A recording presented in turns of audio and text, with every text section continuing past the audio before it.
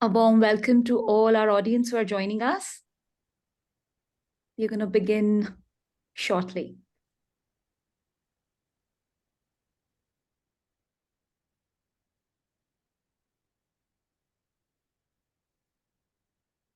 In the meanwhile, as we wait for a few more people to join in, if you care, you can definitely mention where you're joining in from, which part of the world. That would be cool in the chat, if you like, of course.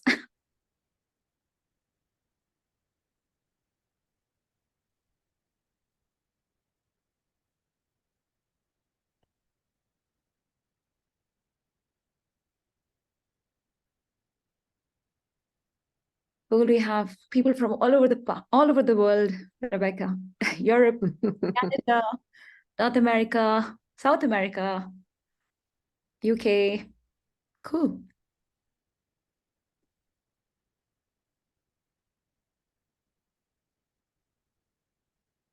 And the Middle East. Cool.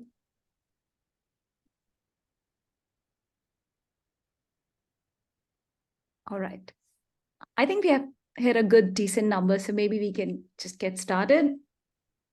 Hello and welcome to today's ACM Tech Talk. This webcast is part of ACM's commitment to lifelong learning and professional development, serving a global membership of computing professionals and students alike.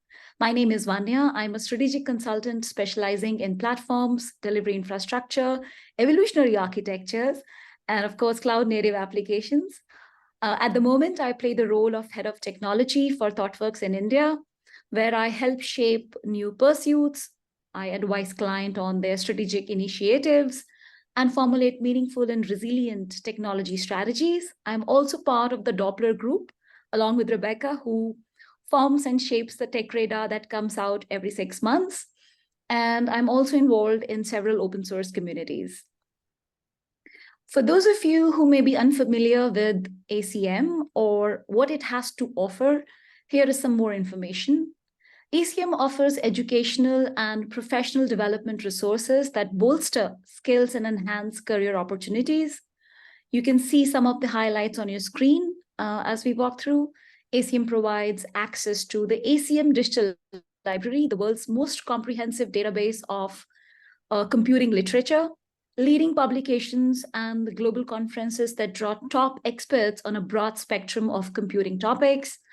It has support for education and research, including curriculum development, teacher training, the ACM Turing and the ACM Prize in Computing Awards, and the ACM Code of Ethics, a collection of principles and guidelines designed to help computing professionals make ethically responsible decisions in their professional practice. Before we get started, let's do some housekeeping announcements, and you can see them in the slide in front of you. If you have questions at any point of time, my request is to please type them in using Zoom's Q&A button, because that's going to help us organize questions a little better. And we'll try to get to as many as possible, I promise. And this session is being recorded and it will be archived. So you will receive an email notification when this session becomes available. For that, you can keep on checking learning.acm.org for more updates and also the upcoming webcasts. At the end of the presentation, you'll see a survey open on your screen. I request all of us to definitely take a moment to fill it out to help us improve our tech talks in the future.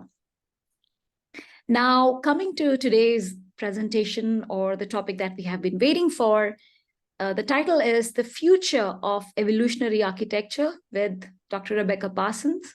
And it's my privilege and honor to introduce Rebecca here. Rebecca is the Chief Technology Officer Emerita at Thoughtworks. Her broad range of experience includes leading the creation of large-scale distributed applications and the integration of disparate systems.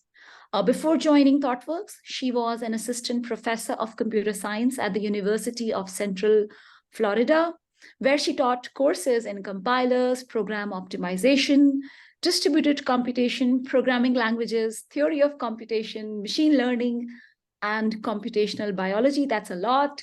She also worked as a director's postdoctoral fellow at the Los Alamos National Laboratory, researching issues in parallel and distributed computation, genetic algorithms, computational biology, and non-linear dynamical systems. Rebecca is also a strong advocate for diversity and inclusion in the technology industry and has advised and served on the board of organizations including Code Chicks, Women Who Code, and AnitaB.org. She also chairs the Agile Alliance Board of Directors, and she's a frequent speaker at industry events, including the Collision Conference, Web Summit, YAO, Grace Hopper Celebration of Women in Computing, and she is the recipient of the prestigious Technical Leadership Abbey Award presented by AnitaB.org, and has co-authored the books Domain-Specific Languages, the Thoughtworks Anthology, and Building Evolutionary Architectures. And Rebecca, without any further ado, please take it away because the audience is waiting for your insightful presentation. Thank you. But Vanya, can you confirm the slide is showing properly? Yes, Rebecca, Great. it is. Great. Okay, so welcome. And I want to talk to you about, and this phrase medium term is important.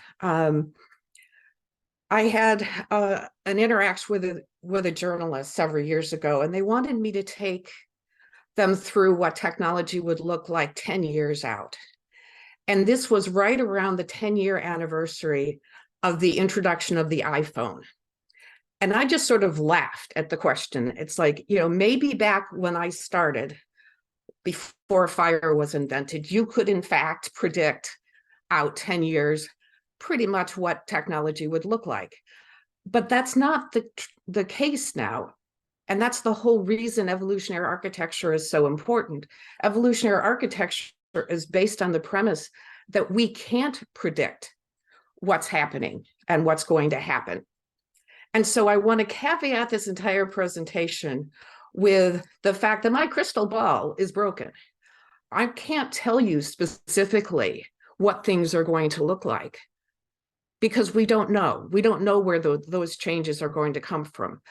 But if you want to put this in the context of, say, the next 2 to 5 years, it's probably not too far off. So the first thing we need to do, though, is define what is evolutionary architecture. Evolutionary architecture supports guided incremental change across multiple dimensions. And there are some very important words in that, but there are also some questions that we very often get asked about, for example, the name. Why is it evolutionary, not agile or adaptive or emergent? And in fact, both my co-author Neil Ford and I have been talking about these ideas for several years. And the first time I heard Neil present, he was actually calling it an emergent architecture. And he and I had a very robust discussion about why that was a really bad name. Because if you think about what comes to mind when you think emergent, it's, I'm just doing what I have to survive. And I'm actually quite comfortable with using the term emergent to talk about software design, because good code is good code, whether it's retail code or banking code or risk analysis code or a sandwich ordering system. We all know what good code is, and we can emerge towards that standard of good code. But there is no such thing as one good architecture. The architecture that might be legitimate for something like a high-frequency trading system is very different than other systems. I, in fact, worked on a trading system where the expectation was they wouldn't never have any more than, say, 100 transactions a day. The architectural characteristics of such a system are far different than a high-frequency trading system. So we can't say there's one good architecture that we want to emerge from all of the changes that are happening. Another important word here is adaptive, because for the most part, when you hear in whatever your native language is, the word adaptive, one thing that very quickly comes to mind is adaptive. adaptor. Well, if you're going to build an adaptor, you need to know what kind of change you're trying to adapt to. And again, that's the whole premise. We can't know that.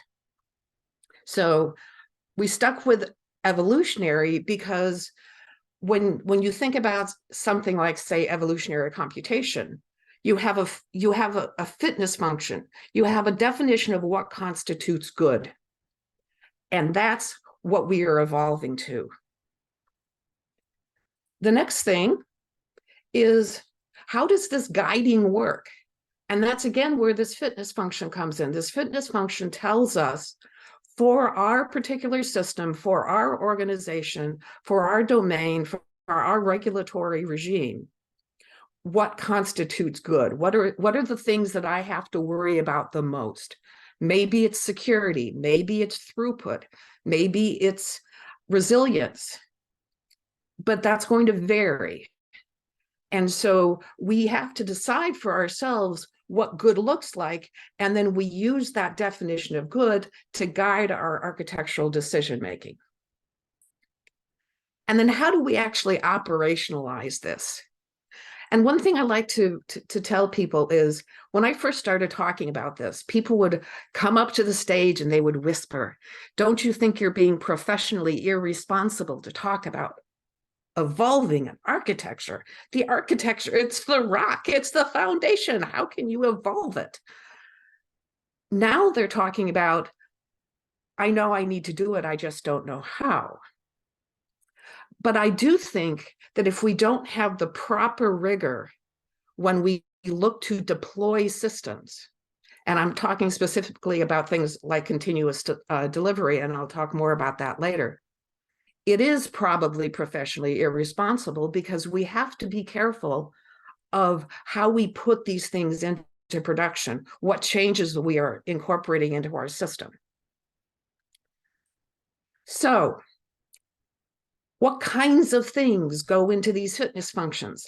Well, here is now quite an old list of potential entities. And some people will say we have to optimize all of them, which is not possible, because they're actually mutually exclusive in some cases. And you'll also see some that we would consider foundational now, such as observability, which aren't even on this list. So this list is even evolving. What are the kinds of architectural characteristics we might care about? But the important thing is that for each one of these, you may decide it's not important. Now, one of the things we are trying to say is we want evolvability to be on this list. But just like all the others, evolvability might not be very important either for your particular application.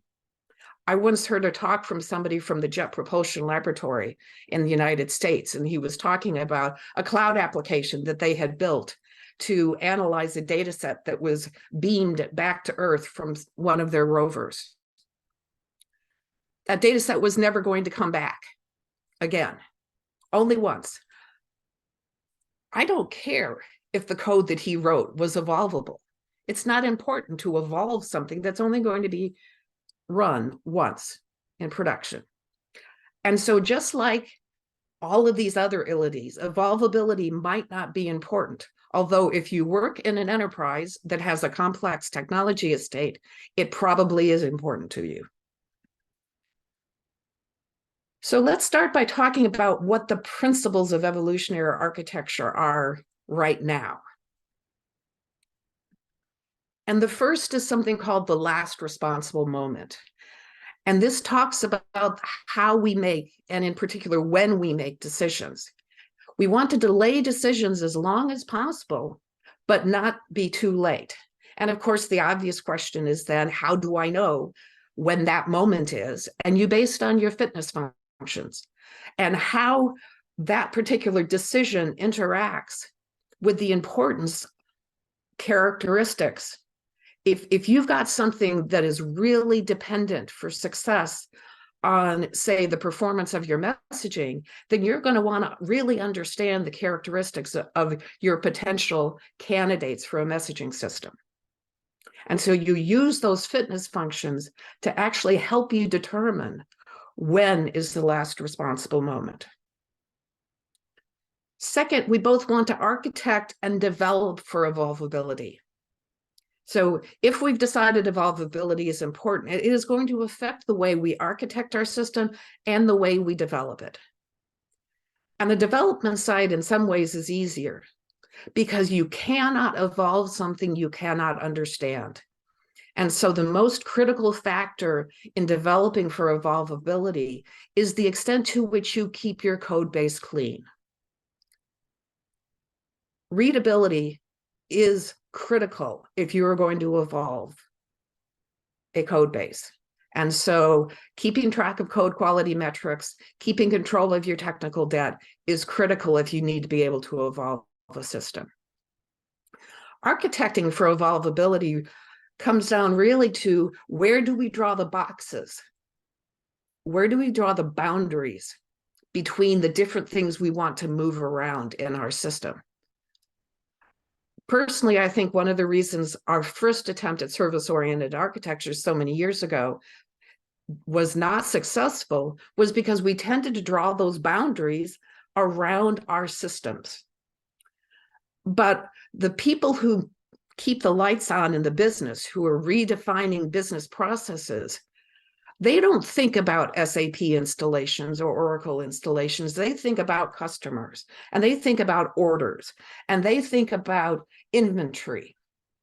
And so if we draw our boxes around those concepts that make sense to the people who are putting the new business processes together, we're going to have the same kind of building blocks to move around that they have in their head. And so how we draw our boundaries is critical to architecting for evolvability. Pastel's law talks about how these different parts of our systems interact with each other. This might be through a database, through messaging, many different ways of interacting. But the principle here is to be very, very open about what you receive, big asterisk, don't open up a security hole, and very cautious in what you send. Because as soon as you put information out where people can consume it, you really have no control on how they are using it. But you've added an expectation that you're going to continue to provide this information. And that makes it more difficult to change. Architect for testability. I'm from Thoughtworks. We have to talk about testing. But one of the things that we have found is that if you care about how testable your system is, you are going to end up with a cleaner architecture. If you have a test that is do this and this and this and this and this and possibly that, you probably don't have a very good idea of what that thing that you're testing actually does. If you can't give it a good name, it probably doesn't have that unifying characteristic that you want. This also steers you away from things like, for example, putting business logic on the connection between two aspects of your system. Because if you've got business logic there, that business logic is predicated on the expectation of the endpoints. And so now if you want to change the endpoints, you've got to change the logic as well.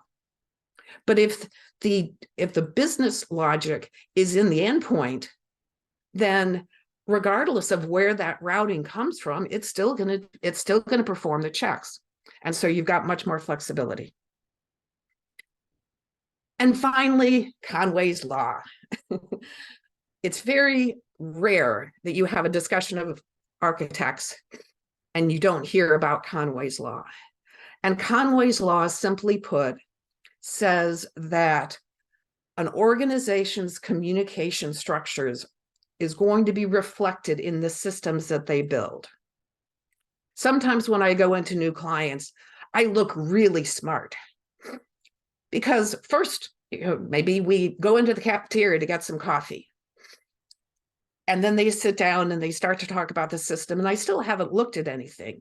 And I say, you've got a problem of integration between these two systems. And it's like, how in the world do you know that? You haven't even looked at it yet. It says, because I saw the tech leads that you introduced me to, and they walked past the hall like this. not even looking at each other. If the people don't talk, the systems won't talk. And so we talk about what we call the inverse Conway maneuver. If you want a particular system architecture, structure your teams that way, and that will emerge. And yes, I'm okay with that use of the word emerge. So how might these things be different, say, in 2025? If we think about Pastel's law and the last responsible moment, I don't imagine there's going to be much difference here. The caveat to this is, as we start looking at spatial computing, as we start looking at mixed reality, augmented reality, virtual reality, chatbots, we might have new means of communication. And that might give us a different spin on how we think about Pastel's law. But I think that law is still going to be relevant. And the same for the last responsible moment. We still have to make trade-offs on when we make decisions. If your organization has a 6-month procurement cycle, it doesn't matter how important or unimportant a decision is. You're going to have to make it 6 months in advance if you're going to have any hope of being able to introduce the tool into your tool chain. What about architecting for evolvability? We've got all kinds of innovations in architecture that have been happening, and it gives us more freedom to actually construct systems the way we want to construct. And I think we're going to continue to see these innovations occurring. Some people, by the way, will say that the only evolvable architecture is a microservices architecture. And that's a false statement. That doesn't mean all of the characteristics of an evolvable architecture are available to you in any other architectural paradigm. But for example, a well-structured monolith, and I'm saying well-structured here, that's an important phrase, can have many of the evolving characteristics that we're talking about. So architectures are not defined by the fact you want it to be evolutionary. But I do think we are going to continue to see innovations in architecture. And I personally believe that a lot of the innovations we've seen so far have been enabled by the existence of continuous delivery. As we start to get into more fixed physical digital mixing systems, whether that be digital twins, whether that be augmented or virtual reality, autonomous vehicles, this might actually, again, impact how we think about evolvability. We still have the same basic premise. We want the architecture to reflect enough of the domain that the changes that we want to make have a higher probability of being things that are easy to do. But I do think some of these things are going to look different when we start talking about mixed and mixed physical and digital systems in particular, in part because of the heterogeneous nature of those systems. Evolution of platforms. I won't take the digression of how when people hear the word platform, they mean so many different things. But as we are seeing more and more systems being deployed as platforms, how does that affect the evolvability? We're separating out some things, and maybe, in fact, what we think about from an architectural perspective is maybe the infrastructure platform has one definition of evolvability, and the business capability platform might have a different definition of evolvability. But as we see more and more uses for platforms, I think it's going to change how we think about evolvability. And I mentioned this before, but I think it's worth highlighting. As we talk more and more about the introduction of spatial computing or augmented reality, virtual reality systems, How does that affect how we think about things? Because how we solve problems in a virtual world is very different than how you solve problems if you're giving somebody a phone application. Your ability to control how they interact with the system is very different. And how about developing for evolvability? Well, obviously, first and foremost, what is the role for AI-assisted software development? How is that going to impact the way that we think about developing for evolvability? Do we need to think about training language models to understand evolvability? One of the things that we are starting now to see more of in some of the studies that are being done on how much help really is an AI assistant is they're now starting to talk about code quality. It used to be all they talked about how many people could complete the task in a particular time and how much time did it take. And nobody mentioned the quality of the code. But even if you've got an AI assistant generating the code, until such time as it's generating completely working systems, somebody's got to read that. And so somebody's got to care about the code quality. Related in some ways, what is the impact on evolvability of using low code or no code platforms? And the characteristics of these platforms are such that they kind of bake in a worldview of computation. And as long as that worldview continues to match the problems that you're trying to solve with these platforms, there probably won't be an impact. But we are seeing more and more interest. And to be honest, these platforms are far better than they used to be. But you're still going to hit that 80-20 rule. You know, if you can fit this tool and in a sweet spot, that's great. But what happens when you start bleeding out of the sweet spot? And that, unfortunately, is not going to change. I think we're going to see a lot more fitness functions around compliance, particularly for new language areas and application areas. There's been a lot of interest in how can we use test automation, and that's fundamentally what a fitness function is. It's an automated, it's not even necessarily an automated test, but it's a test. How can we use that to start to address some of the new regulatory issues, GDPR being a big one, but that's certainly not the only one. And I think we're going to see more evolution in the fitness functions for allowing us to adapt our code bases to new languages, but also new compliance regimes. And this one might be a bit more speculative. Maybe it's me just being hopeful, but perhaps we're going to continue to see an evolution in how we measure code quality. Many of these code quality metrics are still a pretty blunt instrument. And it would be nice to be able to say that as we continue to progress in our understanding of how code gets constructed, of things like how these AI models are working, are there ways that we can start to develop better metrics for what constitutes good code?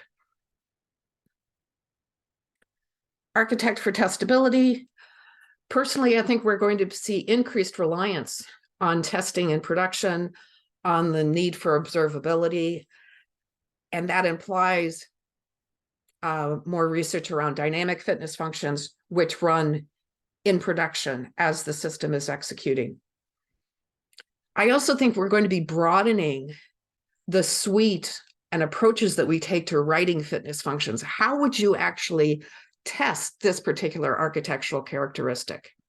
When we were working on the second edition of the book, we did a call out to all of the thought workers and asked them to send us samples of fitness functions that they'd used on their client projects. And we got a tremendous response from it. And it was really quite interesting to see some of the innovation and creativity that went into creating fitness functions for different architectural characteristics. And I do think we're going to see increased use of artificial intelligence and things like artificial immune systems to guard against attacks and to create more robust systems. There's still a lot of work to be done in this area, but I think it's quite a fruitful area for us to be thinking about. And then, of course, I think new testing techniques for machine learning models, AI systems, reinforcement learning models. How do we actually continuously test a system that is updating its parameters as it sees new information? And Conway's law, the big thing is, what is the implication for teams and architectures as we consider remote and hybrid working, since I think it's going to continue to be a significant factor in the development community. So what about the practices? And I've picked out 4 that exemplify various aspects of how we support evolutionary architecture today. And the first one is evolutionary database design. And if you take nothing else away from this talk, and you haven't read the book Refactoring Databases by Pramod Sadalgi and Scott Ambler, you should go do it. Because from my perspective, the role that has the most legitimate complaint about anything incremental, agile, whatever word you want to throw at it, is the DBAs, because data migration is hard. It doesn't sound hard, but it is hard. And this book, Refactoring Databases, actually helps you look at various ways of making it easier to migrate data. And without the ability to migrate data easily, safely, effectively, you can't really evolve an architecture. Because if you can't change your database, you can't change your architecture. The second is contract testing. And the importance of this is we want to be able to work as independently as possible. I want to be able to evolve my part of the system completely independent from what Vanya does and what her colleague Barani does. And so what we do is we all exchange tests. Vanya, these are the assumptions I'm making from you, and you give me the same. We do the same with Barani, and then we ignore each other completely until one of those tests break. And then I go to Vanya and say, sorry, I just broke the test. This is the change I need to make. And we renegotiate our contract. And we're still ignoring Barani because his test didn't break. This allows us as much flexibility as possible for our individual areas and gives us the prompt of, yes, it's time to go talk to Vanya. Oh, now I need to go talk to Barani because I did break his test. But otherwise, we can completely ignore each other. And importantly, we can continue to make our own independent decisions without all of these complex dependencies. This is one of the more controversial of the practices. And much like microservices, I'm certainly not saying that you have to do choreography. You can still have an evolutionary system if you're doing orchestration, but choreography is more evolvable. And to explain this notion, in an orchestrated system, you have an orchestrator who is telling everybody what to do and monitoring what's going on. And so you have a single point that is responsible for all of the coordination. And so if you're going to make a change, your blast radius, if you will, of where that change might propagate to is much greater because of the presence of this orchestrator. Whereas in a choreographed system, each of the individual components knows what they are supposed to do. But what it also means is they have to be able to respond if something else goes wrong. If you think about this in terms of a ballet, the choreographer is not out there telling everybody where to go. All of the different performers know what to do. And if somebody happens to trip, if I'm getting ready to leap gracefully and they've just tripped and fallen, well, I better not leap gracefully or I'm going to join them on the stage floor. But I know what it is I'm supposed to accomplish, and I can work around the fact that this person has fallen. Similarly, in a choreographed system, each of the individual components has to be able to respond to errors from other parts of the system. That's a whole lot more complicated. And there are errors that can happen in a choreographed system that that propagate into our application code that application code will not see in an orchestrated system. So you get the benefit of increased evolvability because of your ability to move things around, but you pay for it in the complexity and therefore the understandability of the system. And so this is definitely a trade-off, but it's certainly worth considering. And then continuous delivery.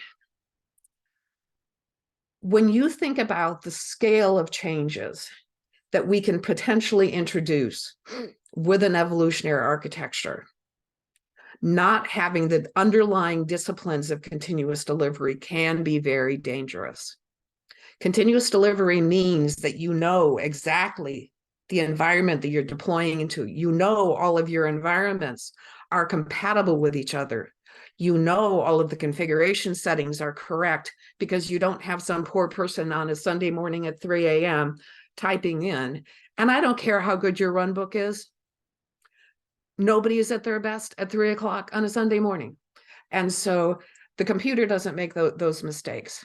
And what that means is deployments are as risk-free as possible, and you can focus your attention when or if something goes wrong on just those changes you know you made, because you know that's all the change that happened. And so having the discipline of automating the configuration of your environments and the configuration of your system stack and automating the deployment and automating the smoke tests and having that comprehensive testing framework that allows you to determine, yes, this thing actually deployed properly. That is crucial. That is an underlying necessity for doing evolutionary architecture.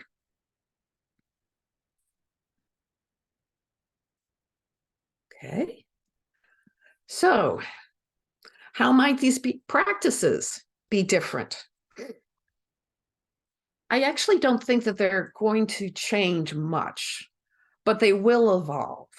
So for example, more and more attention is being paid to non-relational databases. We know about graph databases and column databases and object stores and all of those other databases.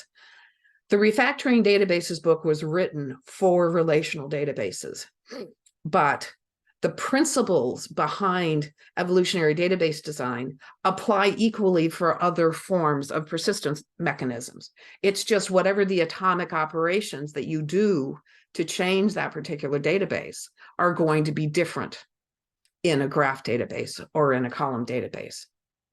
So it's conceivable we are going to have even more non-relational persistence mechanisms, but the principles of evolutionary databases, I think, will remain the same.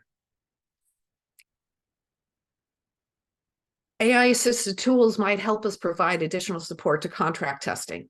One of the interesting explorations that's happening with respect to these tools is the use of the explanation mechanism for you to say, okay, I'm going to give you a piece of legacy code that's written in COBOL and was written 40 years ago. Can you tell me what this code does? And it will come back with an explanation. One of the benefits of contract testing is you actually have documentation of the assumptions. And so it's conceivable that we might marry these ideas and have the AI-assisted tools point out the fact that, oh, wait a minute, Vanya, you missed an assumption that you're making of your interaction with Rebecca's system, so you need to add that to your contract test.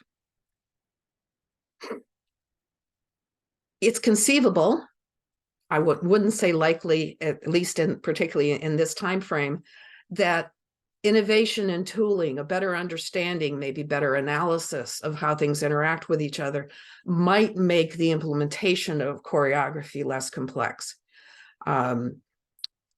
Enhancements in frameworks. There's been a lot of work recently in frameworks to support various aspects of distributed systems, and that's fundamentally what we're talking about. is async distributed systems in a choreographed environment. And so it's conceivable that this could be less complex than it is right now. And then I think we're going to continue to see evolution around how we can fully support continuous delivery.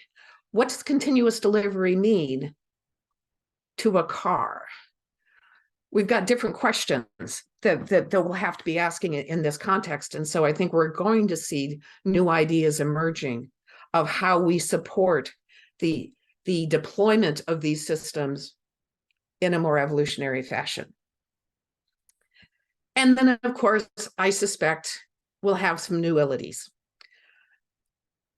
As we look at compliance differently, as we do different things with the automation of infrastructure, as platforms come into being, what kind of abilities might we want to apply in the context of an AI model? Are we going to start looking at abilities around, say, bias in a model, or completeness of data? How might data governance affect some of our thinking about abilities? Because let's face it, although data was always viewed as this asset, we're viewing data differently, almost as a pair of compute in the way we tend to look at systems these days.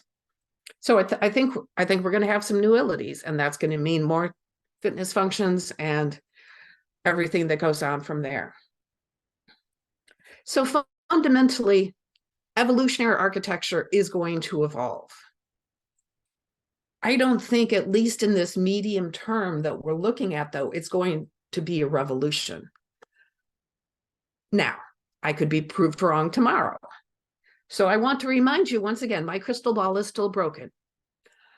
Many of the things I've mentioned here in terms of speculation, I think are actually possible.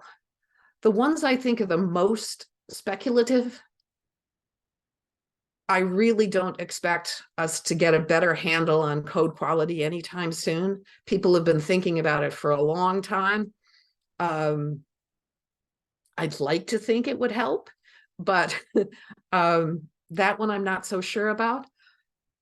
And I think we still have a long way to go in terms of understanding where all of the complexities in a choreographed systems come from and how we might actually address that. But I'm quite confident, for example, that remote and hybrid working is going to impact the way we think about Conway's Law. It's certainly not going to suspend Conway's Law. You can't beat it. It always wins in the end. But I think most of the other things, there's a pretty solid foundation for being able to say that that's how things will evolve. But I'm making you no promises because my crystal ball is still broken. Thank you very much. And I think it's time for questions. Yep, we have loads and loads of questions, Rebecca. I'm going to try and look at some of the interesting ones. I think the first one that has also gotten an upvote is, does evolutionary architecture hold for hardware, software, co-design? I think it does, but the implications are different because obviously hardware is harder to change than the software. I also think that we've done a pretty good job of figuring out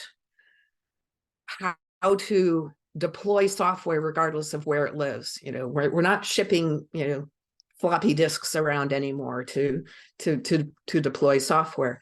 But hardware exists in a place.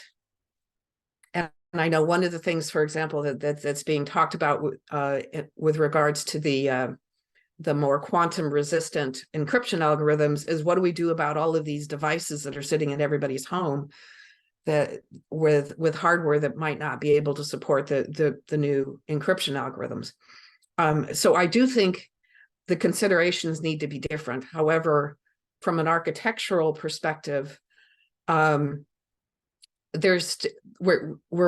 getting better at software-defined hardware, if you will, and being able to reconfigure, say, networks, not through physically switching out a box, but actually through configuration. So the bar for where we have that available to us, I think, is getting lower. But fundamentally, hardware still exists in a place, and that means you can't change it unless you can change the hardware itself, unless you go to the place. Thank you so much, Rebecca. The next question is also pretty interesting. An evolvable system is more than a fitness function. It's also comprised of mutation, crossover, and selection operators. There's also the notion of representation of an individual, example, genotypic versus phenotypic. And the person who has asked this question is struggling to map those concepts to this space. We actually do talk about that, and it's I use the evolutionary computation example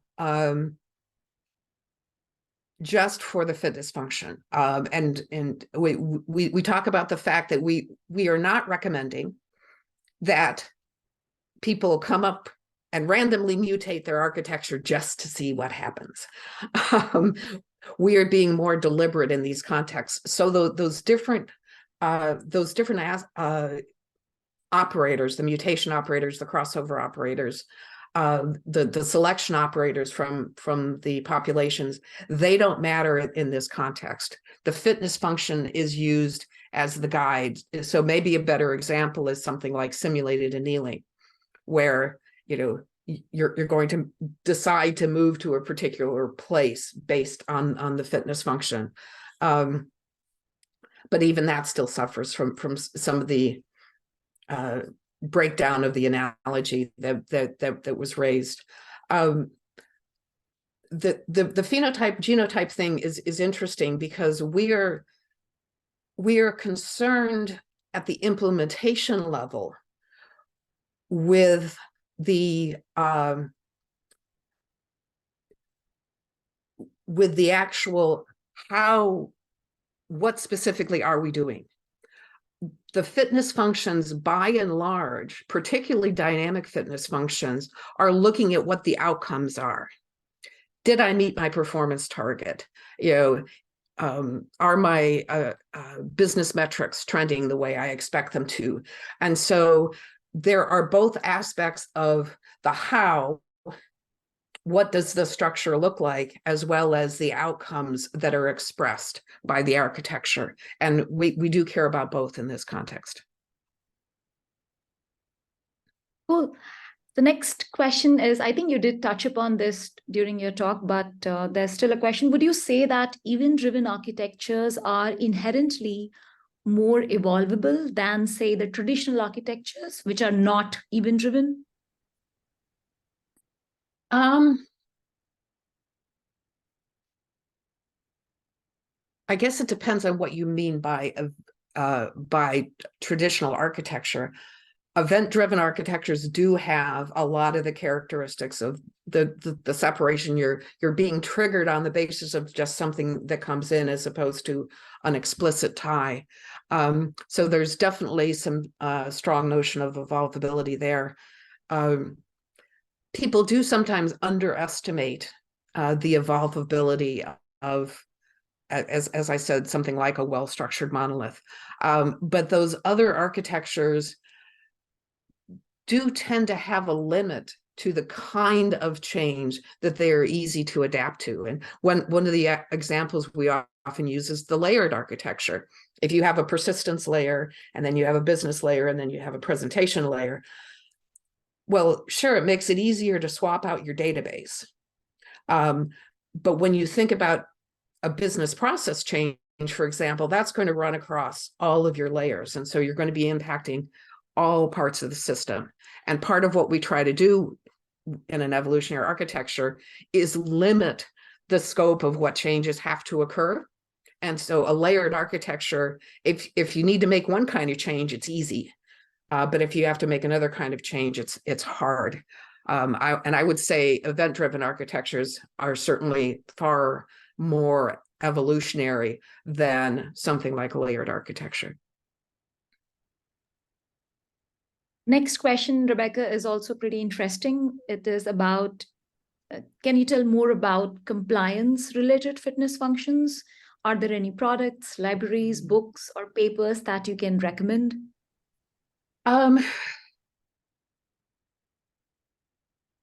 There are several different fitness functions. I don't know of any products yet.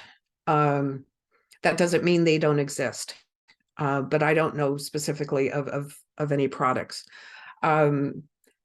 There are examples of approaches for different aspects of compliance that we do describe in the book. One of my favorites, it speaks to why you don't always have to go to the most complex solution. There was a client that we had whose lawyer was very concerned about people changing open source licenses.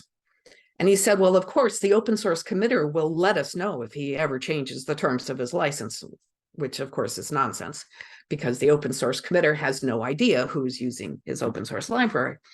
And so the team thought about this. And so what they did is they hashed all of the license files for all of the open source libraries that they used. And they put in a fitness function that every time they did a build, they pulled the license files, rehashed them, and made sure that nobody had changed the license file. And if one of those tests failed, they sent an email with the new license to the lawyer and said, take a look at this. People had been talking about complex things like using natural language understanding. And yes, this is pre-ChatGPT, so maybe ChatGPT could do this. But rather than trying to figure out, is this a meaningful change to the license, send it to the lawyer. Let him read it, let him decide, then rehash the license file and go on. And so sometimes some of these compliance tasks might be as easy as something like just notify a person to look at something if something has changed. The place where I've seen the most in the literature is actually around automating security checks of some of the OWASP top 10, things of that nature. But in general, this whole area is still kind of evolving. Rebecca, can I add one specific compliance function? Mm-hmm. From a privacy perspective, we are also not allowed to log any PII specific information. We could definitely have a continuous fitness function that's looking at if by mistake you are emitting any personal information in the logs as well. So that's one another simple example of a compliance-oriented fitness function. Yes, yes. All right, we'll move to the next question. I think another interesting one. Has architecture erosion or decay been looked at in this space, particularly when part of the system evolves independently? That's the whole purpose of the fitness functions, is to not allow decay to occur because you know what's happening.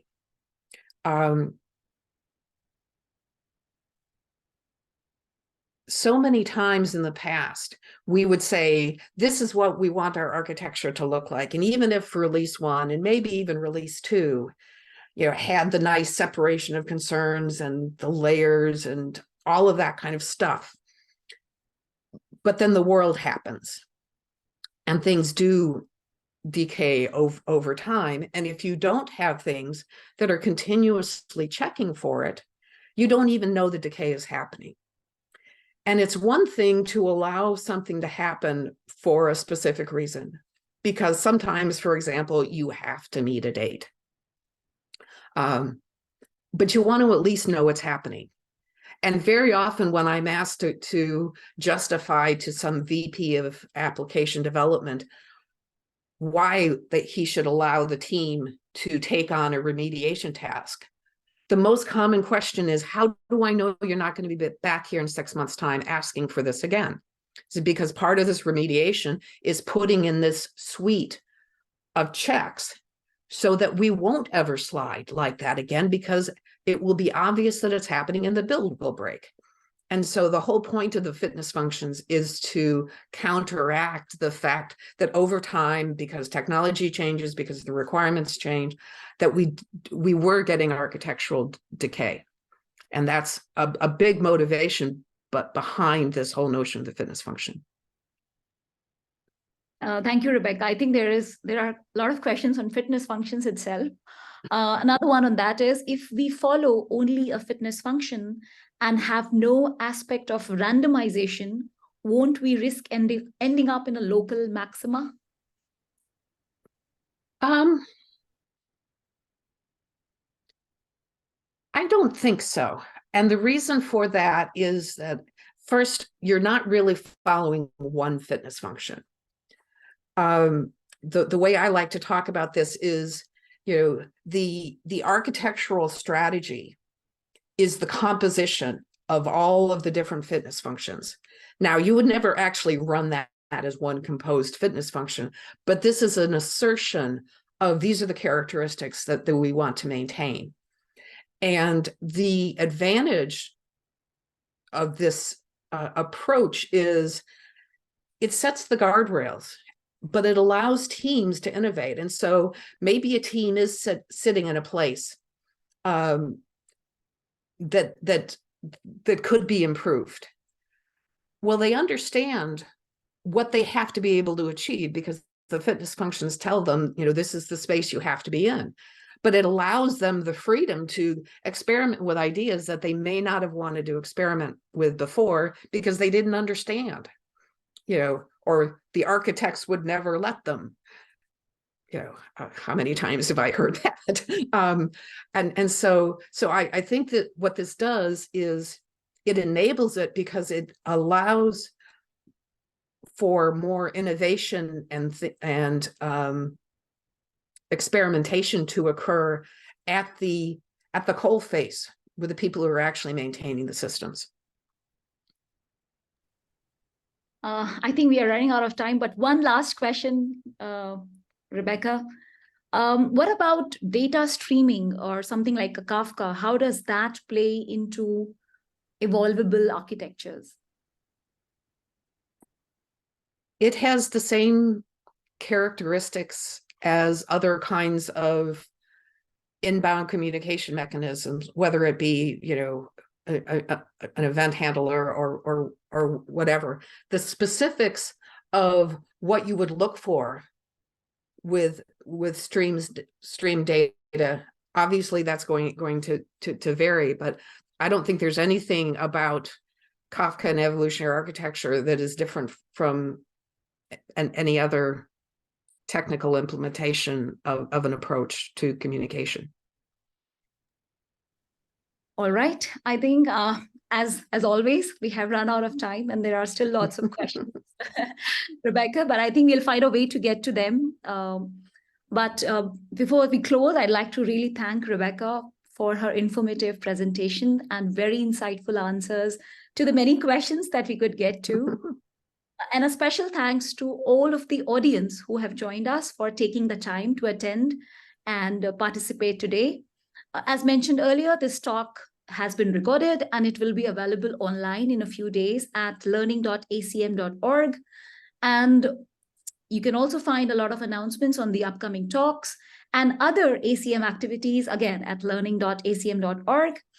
And as mentioned earlier, also fill out the survey where you can suggest future topics or speakers, which you should see on your screen in a moment. And on behalf of ACM, Dr. Rebecca Parsons and myself, Vanya, I would like to thank all of you for joining us, and I hope that you will join us again in the future. And with that, we conclude this talk. Thank you so much, everybody.